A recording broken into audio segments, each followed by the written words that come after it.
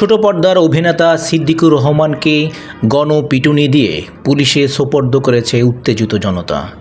রাজধানীর কাকরাইল এলাকায় মঙ্গলবার 29 এপ্রিল 2025 বিকেল 4টার দিকে এই ঘটনা ঘটে।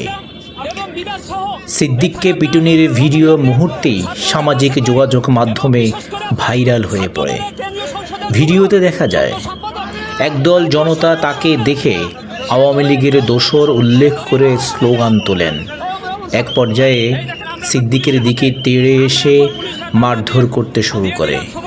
দস্তাদস্তি অভিনেতার টি শার্ট ছিঁড়ে যায়।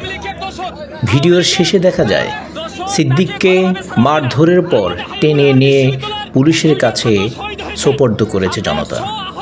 প্রসঙ্গত, অভিনেতা সিদ্দিক আওয়ামী লীগ সরকারের আমলে একাধিকবার ঢাকার গুলশান ও টাঙ্গাইলের মধুপুর আসন থেকে মনোনয়ন চেয়েছিলেন।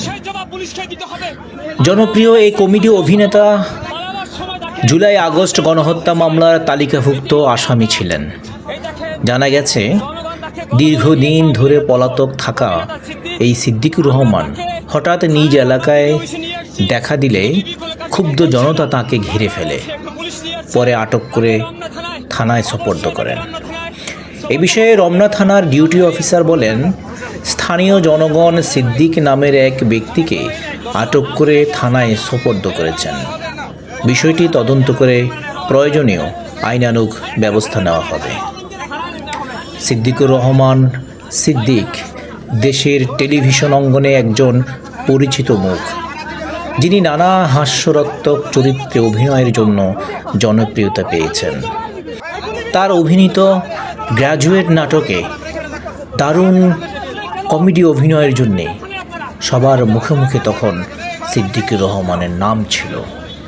একে একে অনেকগুলি কমেডি নাটক তিনি উপহার দিয়েছিলেন। কিন্তু কেন রাজনীতির এমন ঘোর প্যাচে এই অভিনেতা যুক্ত হয়ে আজ সেই জনগণের হাতেই ধোলাই খেতে হয়েছে? তার বিরুদ্ধে জুলাই আগস্ট মাসে সংঘটিত একাধিক সহিংস ও নৃশংস ঘটনায় জড়িত থাকার অভিযোগ রয়েছে।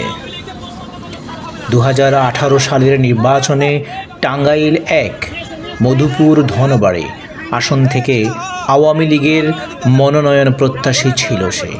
বিশেষ করে ঢাকা 17 উপনির্বাচনে আওয়ামী লীগের মনোনয়নপত্র কিনে সবার নজর কেড়েছিলেন এই কমেডি অভিনেতা সিদ্দিকুর রহমান। কিন্তু একবারও প্রার্থী হতে পারেননি সিদ্দিক।